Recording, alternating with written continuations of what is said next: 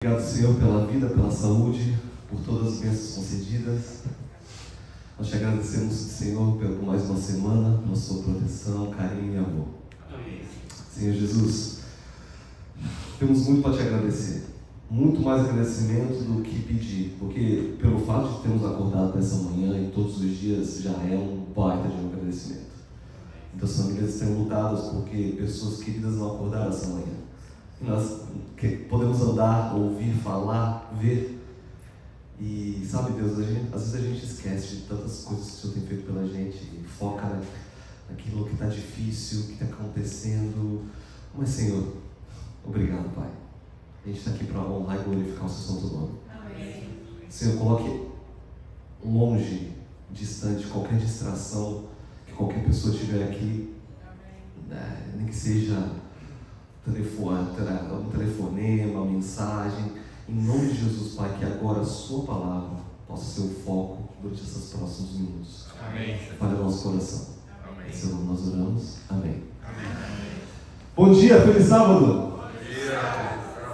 Eu gosto de fazer isso, falar bom dia, feliz sábado junto, porque ninguém sabe o que responder, né? Tipo, alguns feliz sábado, bom dia, feliz sábado, fica meio confuso, né? Então eu acho interessante isso, um amigo meu que fala assim, ou você fala bom dia, ou você fala feliz sábado, porque as pessoas sabem o que responder de volta, né? Boa semana, né, que seja. Mas enfim, meu nome é pastor, eu sou o pastor Agnes Lucas, você pode me chamar de Agnes, que é meu primeiro nome, é o Lucas, que é meu sobrenome. Eu estava até falando com a minha esposa que fazem 4 anos que eu não prego em português, porque eu cuido de 2 igrejas americanas lá no Alabama. Isso é bem no interior do Alabama mesmo, numa cidade chamada Guntersville, e a outra chamada Rainsville. Então, todo sábado pregando em inglês, para prayer meeting em inglês também. Então, é interessante porque eu estava fazendo meu sermão e eu me tornei o que eu mais me temia. Ai, como é aquela palavra em português mesmo? Ai, esqueci. Ai, como é que é? Eu sempre julgava uma pessoa e falava, meu Deus. para. Não, o cara foi para Orlando, passou um dia em Orlando. Ai, como é que se fala water em português? Não. E eu acabei me tornando essa pessoa, me desculpa. Porque assim, é costume, né? O dia todo ligando com os meus membros de igreja e também pregando em inglês. Então quando eu estava preparando o sermão, eu estava no carro, vindo para cá, dirigindo, nós dirigimos 14 horas para vir para cá. Então eu vim preparando assim a mensagem, e aí umas 3 vezes eu perguntei para Karine, essa palavra aqui, em inglês, né? Como é que é a tradução correta para português mesmo? E assim, até parece prepotência, mas não é, de verdade mesmo. Tá? Então assim, é muito bom estar falando a nossa língua, estar com o povo de Deus, sabe, a nossa terra. Estava cantando aqui, renova-me, e restaura a gente cantou, não lembro agora qual foi, nasce em mim.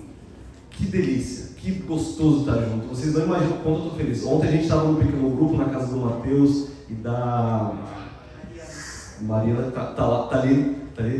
E eu estava falando para eles, que saudade desse caos brasileiro, né? 10 mil conversas ao mesmo tempo acontecendo, você aqui, mas tem 45 pessoas ao mesmo tempo. E aí, é um caos gostoso demais. Então, estava sentindo falta disso. E obrigado, Rayane, pelo convite de estar aqui. Vocês, pastor, em nome do pastor Marcos também, que ele me convidou para estar aqui essa manhã. E que Deus possa ser honrado e glorificado. E relembrando, hoje à tarde, 6h30, eu e minha esposa estaremos aqui contando um pouco sobre as nossas experiências como missionários. Tanto em Bangladesh, que a gente passou um ano lá, e quanto em Cuba também, que passamos um curto período de tempo lá também. Então, prepare-se. Chama os amigos, a comunidade brasileira aí ao redor. Também em inglês, se você tiver algum americano que queira saber, alguém traduz. Mas vai ser uma bênção hoje à tarde, 6h30, tá bom? O sermão de hoje, eu intitulei ele de Outsider. Outsider. O que seria um outsider? Uma pessoa fora da curva, uma pessoa que fora da caixinha, né? Uma pessoa, literalmente, fora do lado, né? Uma tradução bem literal. Fora daquele ambiente, ou pensa fora da caixinha, outsider. E quando eu penso em pessoas que pensam fora da caixinha, ou vivem assim, diferente do que a sociedade comanda, eu penso em algumas pessoas chamada influência, as pessoas que são influencers, né? A gente tem, hoje com a internet, com o boom do social media, das mídias sociais, essa questão o influencer, a pessoa que eu sigo, a pessoa que eu mais gosto de assistir o conteúdo. E eu quero fazer uma pergunta para vocês, pergunta retórica, vocês não precisam responder, tá? Quem é ou foi a pessoa mais influente na sua vida? Tá bom, não é retórica, eu quero ouvir algumas respostas. Me fala aí. Pessoa mais influente na sua vida? Meu pai. Teu pai? Quem falou isso? Teu pai. Quem mais? Pessoa mais influente na sua vida? Você mesmo. A tua mãe? Legal? Tua irmã? Tua irmã. Alguém mais? Última? Uma boa perguntada? Minha avó. A sua avó. Olha que legal. Todo mundo tem uma pessoa que influenciou o seu caráter, uma pessoa que você é hoje, certo? E aqui tem um livro chamado 100, a Ranking of the Most Influential Persons in History. De acordo com Michael Hart, que é esse autor, ele colocou 100 pessoas mais num livro, uma classificação de 100 ao primeiro, das pessoas mais influentes do mundo, de acordo com a história. E aqui, lógico, eu vou mostrar os 100, né? A lista é muito grande, mas vou mostrar os 5 primeiros. Em quinto lugar, né, o quinto o homem mais influente do mundo da história é Confúcio. Ele foi um filósofo da onde? Chinês, tá bom? Um filósofo chinês. Em quarto lugar está Buda, que você sabe, Buda, né, é um professor espiritual e o fundador do budismo. De acordo com esse livro, ele é a quarta pessoa, o quarto ser, ou whatever, mais influente do mundo. E o número 3 desse ranking de 100, Jesus de Nazaré. Jesus, ele tem uns anos ali, né, que ele viveu ali, e também ele foi, como você sabe, nem preciso explicar quem foi Jesus, que é meio redundante falar sobre Jesus na igreja cristã, mas ele foi um líder espiritual, né, e nós acreditamos que é Deus mesmo que desceu em carne e morreu pela humanidade. Jesus, de acordo com essa lista, ele é o terceiro mais influente do mundo, ok? Segundo homem mais influente do mundo, Isaac Newton. Ele foi um matemático britânico e um cientista. De acordo com esse livro, ele é o número 2. E adivinha quem é o número 1? Olha que interessante, eu não sabia, mas é Mohammed, Maomé, né? Ele é o profeta do Islã. E se vocês olharem o número de muçulmanos no mundo e o número de cristãos e judeus, né, que são as 3 grandes religiões mundiais, os muçulmanos têm um número muito grande de adeptos. Então, provavelmente, essa influência de Mohammed, ele ser o número 1, se deve pelo grande número de muçulmanos que hoje tem no mundo. Então, de acordo com esse autor, esses são os top 5. E de acordo com ele, de acordo com esse livro aqui, o ranking das 100 pessoas mais influentes da história, esses 5 aqui são as pessoas mais influentes. Mas eu gostaria de convidar vocês a abrir a sua Bíblia no livro de Marcos. Marcos capítulo 2, de 1 a 5. E lá a gente vai encontrar também um grupo de pessoas, um grupo de amigos que de alguma forma foram extremamente influentes na vida de uma pessoa. Um grupo de amigos que simplesmente fez de tudo para que essa pessoa fosse curada. Foram influentes. E essas pessoas foram reconhecidas por Jesus Cristo. E vamos ler juntos aqui na Bíblia. Marcos capítulo 2, de 1 a 11. Marcos capítulo 2, de 1 a 11. E quando prego, eu gosto muito de ler, pausar e entender o contexto. Então, por exemplo, vamos ler juntos aqui. Todos acharam? Marcos 2, de 1 a 5. Você pode ler na sua Bíblia. Você pode riscar na sua Bíblia. Não tem nenhum problema de você fazer anotações. Mas vamos ler juntos aqui Marcos 2, de 1 a 5. A Bíblia diz: alguns dias depois, entrou Jesus de novo, aonde? Cafarnaum. E aqui a gente dá um pause por enquanto. Lá no Brasil tem essa questão, você mora na cidade, mas muitas pessoas têm a casa na praia, né? Aquela casa de descanso, onde você vai durante o feriado, ou você tira aqueles dias de folga para ir para lá. Cafarnaum era como se fosse isso para Jesus. Jesus tinha um ministério, viajava bastante, mas Cafarnaum era aquele cozy place, aquele lugar onde Jesus se sentia em casa. Então, Jesus, de acordo com esse contexto do verso 1, ele explica que Jesus, ele entrou em Cafarnaum, certo? E ali nesse lugar, muitos se reuniam para conversar com Jesus, para ele descansar, para trocar uma ideia e não encontrar com ele. E o restante do verso fala o seguinte: e logo correu, entrou, João falou, e logo correu que ele estava em casa. Ou, em outras palavras, logo as pessoas ficaram sabendo que ele estava ali. E muitos se reuniram ali, ele fala no verso 2. Muitos afluíram para ali, tantos que nem mesmo junto à porta deles estava o lugar, e anunciaram-lhes a palavra. E eu imagino uma cena parecida com essa, assim. Lembra que alguns anos atrás,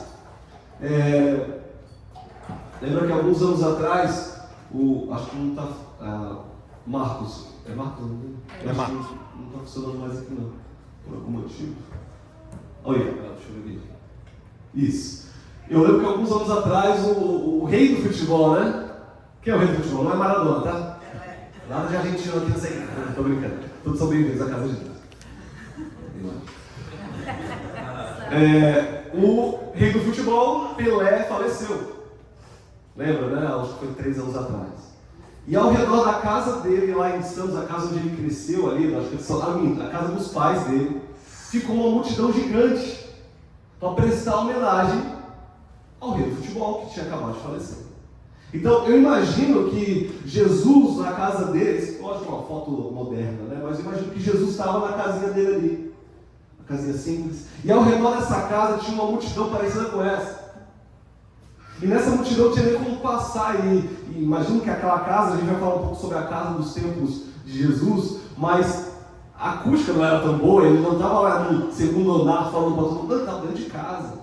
E ainda assim tinha pessoas fora, ao redor, assim, querendo ouvir Jesus falar. E aqui no verso 3, a gente continua. A Bíblia fala o seguinte: alguns foram ter com ele, conduzindo um paralítico levado por 4 homens. E aqui eu gostaria de introduzir a história de um homem chamado Victor. Victor, ele tinha tudo que ele queria na vida. Ele tinha um bom emprego, ele era um dos grandes, ele desfilava em todos os carnavais lá no Rio de Janeiro. E o Victor, ele cresceu indo para a Umbanda, a igreja católica, mas ele nunca firmou assim em religião. Então ele vivia uma vida bem, assim, em inglês fala reckless life, né? Uma vida que sem nenhuma responsabilidade, e ele saía à noite, trocava uma ideia com muitas moças também. Um cara que viveu a vida de acordo com o que o mundo oferece, bem tranquilo, de boa. Mas aconteceu uma coisa na vida do Victor que mudou a vida dele de 0 a 180.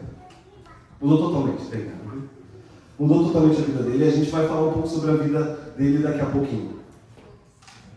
E aqui, voltando sobre a história de Jesus, a gente viu que, no verso anterior, que vendo-lhe a fé, vamos voltar ao verso 4 para contextualizar, e não podendo aproximar-se dele, né, os 4 amigos, o que os 4 amigos fizeram? Por conta da multidão, descobriram o eirado no ponto correspondente ao que ele estava, e fazendo uma abertura, baixaram o leito em que jazia o doente. Meus amigos, o paralítico, para contextualizar para vocês, não, vamos voltar um pouco assim, não vou falar disso agora não. Mas hoje em dia, no nosso mundo moderno, o que acontece quando uma pessoa tem algum problema físico ou visual, não pode ouvir? A sociedade não é perfeita, ok? Mas a sociedade, ela se adapta, certo? Tem o que? A linguagem de Braille, para quem é cego.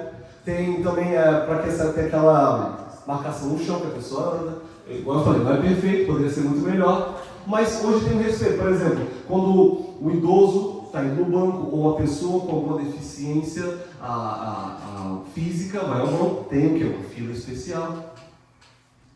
Mas não era o caso da sociedade no tempo de Jesus. Os paralíticos, cegos, algum problema físico, mental, eles eram tratados como escória da sociedade. Eles eram tratados como lixo da sociedade. Eu falo isso usando essa palavra muito forte, porque era isso mesmo que eles eram tratados. Por quê? Lembra que existia essa sociedade religiosa por trás dessa sociedade política? E na mentalidade deles, da igreja daquela época, se você tinha alguma deficiência física, era porque você tinha cometido um pecado, ou os seus pais, ou a sua descendência, haviam cometido um pecado. E você está pagando pelos pecados deles. Então, na mentalidade deles, se você fosse um paralítico, se você tivesse um problema físico, você era um pecador. E pelo fato de você ser um pecador, você é uma escória da sociedade. Você não tem que dar atenção para você. Inclusive, eles tinham um lugar onde eles ficavam. E muitos deles eram moradores de rua, mendigos. Mas nesse caso específico, olhando o contexto, eu sou uma pessoa muito visual. Eu gosto de tentar entender e tentar ilustrar o que eu estou lendo.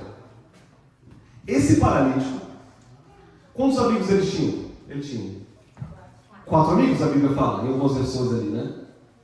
Esse paralítico tinha amigos. E de alguma forma, esses amigos, vendo aquela multidão, lembra uma multidão como você na casa dos pais do Pelé? Eles não conseguiam passar por esse amigo, estavam carregando nas costas, ou numa maca assim, vendo que a multidão estava muito. Eles deram a volta na casa, escalaram a casa, não sei como eles levantaram esse amigo paralítico até o teto. E, de alguma forma, fizeram um buraco na casa. O paralítico, e fizeram tipo um amarrado de cordas ali para descer o paralítico até Jesus, do telhado da casa. E deixa eu falar um pouco sobre a questão da casa, ali no tempo de Jesus, porque os telhados das casas do primeiro século geralmente eram feitos de palha e barro, argila, colocados sobre vigas de madeira entre as paredes, e uma escada levava até o telhado, que às vezes era usado como lugar de descanso. E de acordo com alguns arqueólogos, essas casas tinham literalmente uma laje. Eu sou do Rio, morei muitos anos no Rio, na verdade eu sou natural de Santa Catarina, mas eu morei 8 anos no Rio. E no Rio você encontra algumas comunidades. E lá você vê essas casas com o quê? Laje. Por que você faz uma laje na sua casa? Me fala aí. Churrasco? O que mais? Esse aí morava em comunidade, que ele sabe o que é. Ele sabe o que faz uma laje. Hã? Se bronzear, essa também morava em comunidade. O que mais? Eu ia usar um exemplo assim, pendurar roupa, né? Eu soltar pipa, não, ela falou bronzear. O que mais faz uma laje? Pendurar roupa, enfim. Hoje, a gente tem a laje como uma utilidade em alguns locais, né? Certo? E aqui nós vemos que, de acordo com a arqueologia, a laje da casa também era utilizada para as pessoas às vezes dormirem. Porque aquele clima ali da Jordânia é um clima muito quente. Uma casa feita de barro, como é que é lá dentro? É quente. Então às vezes eles subiam para dormir em cima da casa, porque a noite é mais fresquinha. Então, nas casas lá não existia um telhado igual a gente tem hoje, mas era tipo laje. Então, quando esses amigos pegam o paralítico, sobem, escalam essa escadinha até a parte de cima da casa, fazem um buraco no teto da casa. Eu acho que o dono da casa ficou meio chateado, né? Porque fizeram um buraco na casa dele para descer o amigo deles até Jesus Cristo. E aqui eu quero dar um destaque ao verso 5. Vamos repetir junto comigo aqui. Verso 5. 1, 2, 3 e... Vendo-lhe a fé dos amigos. E algumas versões falam vendo-lhes a fé. Em outras versões a Bíblia fala vendo a fé dos amigos. Jesus disse ao paralítico: filho, os teus pecados estão perdoados. Os pecados daquele cego foram perdoados por causa dos amigos. O paralítico, paralítico. O paralítico foi curado, a gente vai ver o restante da história, por causa de quem? Da fé dos amigos.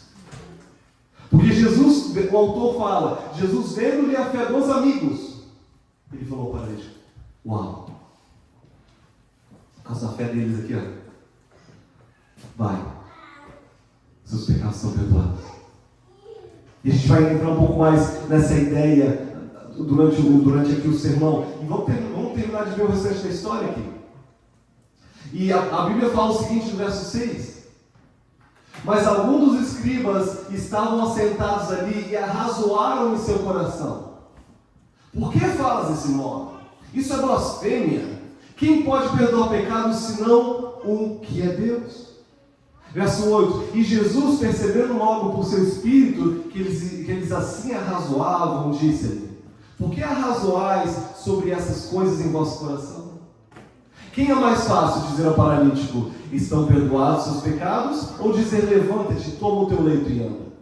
E vamos dar um pause aqui. Junto com aquela multidão tinham líderes religiosos. E esses líderes religiosos estavam lá apenas para tentar fazer anotações sobre alguma coisa que Jesus estava falando de errado ou alguma blasfêmia. Então eles não estavam lá com o coração aberto para aprender a palavra de Deus com Jesus. Eles estavam lá, sabe quando você é um chefe de uma delegação ou chefe do seu trabalho e você tem que avaliar o trabalho dos seus empregados e você chega assim, por mais que o cara faça 10 coisas boas na construção, mas se ele cortar uma madeira errada, cara, custou dinheiro, né? Vou melhorar nisso aí. Os fariseus, eles estavam avaliando Jesus. Se Jesus fosse falar alguma coisa, e Jesus, de uma forma muito esperta e sensível. Jesus inicialmente ele não chegou assim para o paralítico e falou: olha, levante-se e ande e vai. Mas qual foi a primeira coisa que Jesus fez? Os teus pecados. Seus pecados estão perdoados. Porque naquele momento Jesus ele queria mostrar para aquelas pessoas, para aquela multidão, que Ele é Deus. E Ele tem poder para perdoar pecados. E também para mostrar para os líderes religiosos quem era Ele, a essência dele.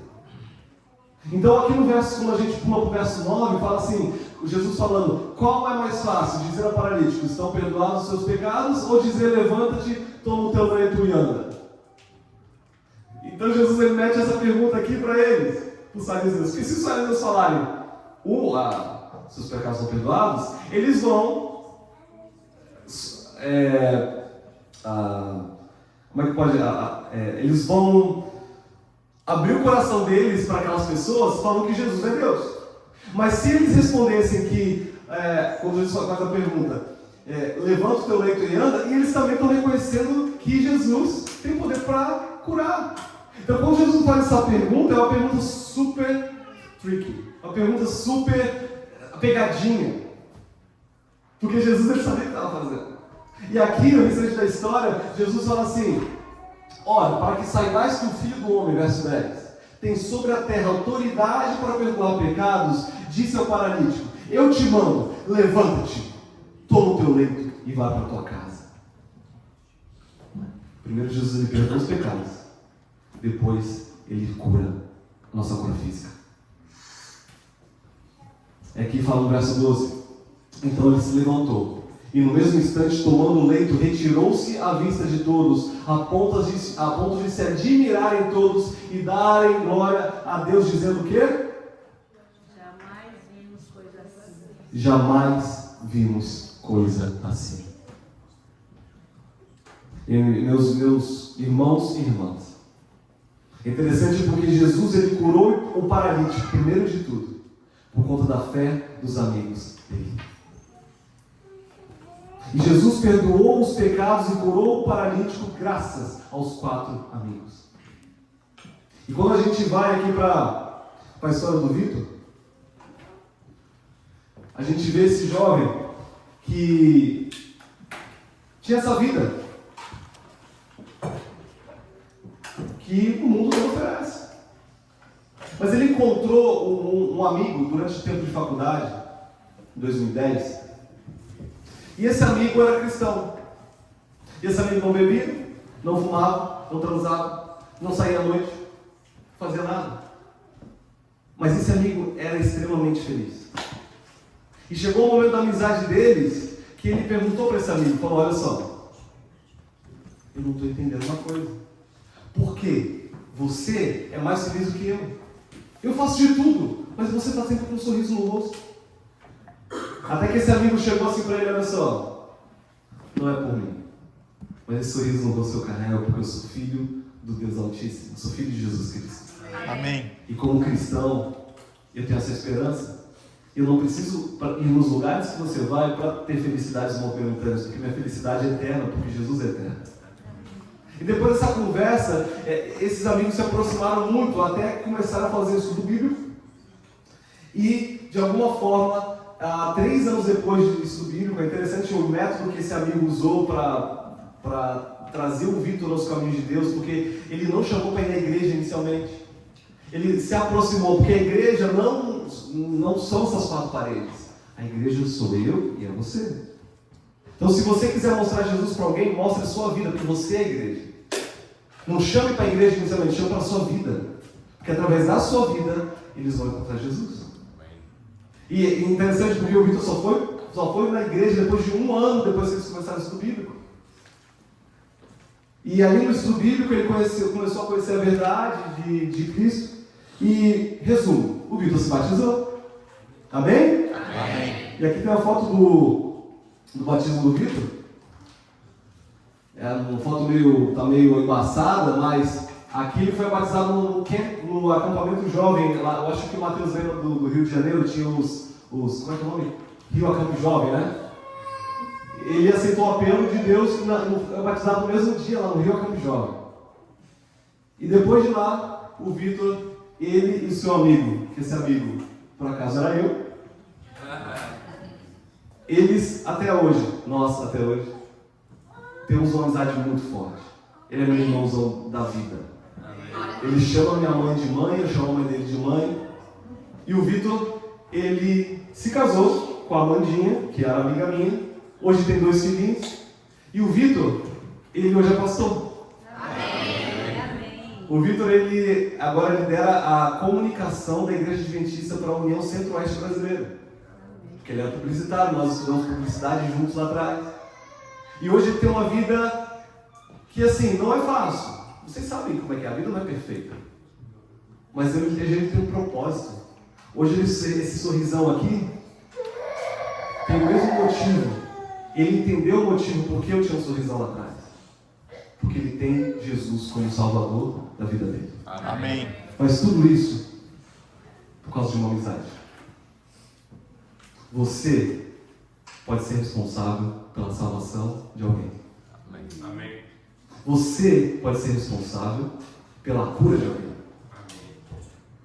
Quando a gente vê que o autor ali de Marcos, ele destaca que por causa da fé dos amigos, ele foi curado. É porque realmente tem um poder muito grande quando a gente se torna influência na vida de alguém. Ser influenciado é muito fácil. Criança é como esponja, né? É interessante, eu não tenho filhos, mas como pastor a gente lida com famílias.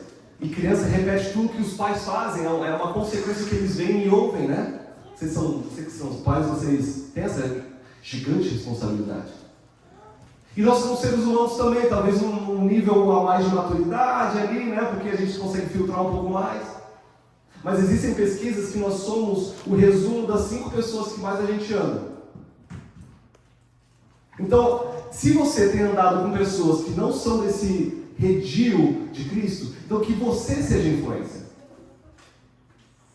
E quando a Bíblia fala, não andeis na roda dos escarnecedores, no livro de Salmos, não está falando para você não se envolver com pessoas do mundo. Nós vivemos no mundo. Mas a Bíblia, de Gênesis a Apocalipse, nós vemos que a Bíblia é intencional a respeito de ser intencional com outras pessoas. Vai e pregue o Evangelho. Vai e batize. Vai e faça discípulos. E a gente vê uma mensagem do apóstolo Paulo sempre falando, escrevendo cartas às igrejas de Éfeso, a carta da igreja de Corinto. Não tenha medo, não desista. Aí a gente vê as últimas palavras de Jesus Cristo, quando ele vai embora, o último apelo, quando Jesus estava aqui na terra: ide e fazei discípulos. A Bíblia, ela simplesmente nos motiva e fala que tem uma extrema importância quando nós entendemos que a missão pertence a Deus, mas nós somos agentes dessa missão. Deus, ele podia enviar anjos, podia enviar essa madeira para falar, podia enviar um burro, da mesma forma que ele enviou um burro no Antigo Testamento para falar com o profeta. Ele podia mostrar ele mesmo no céu assim, sou eu, Deus, respeite-me e guie-me. Mas ele deu um chamado extremo, um chamado especial para a gente. E fazemos parte dessa missão.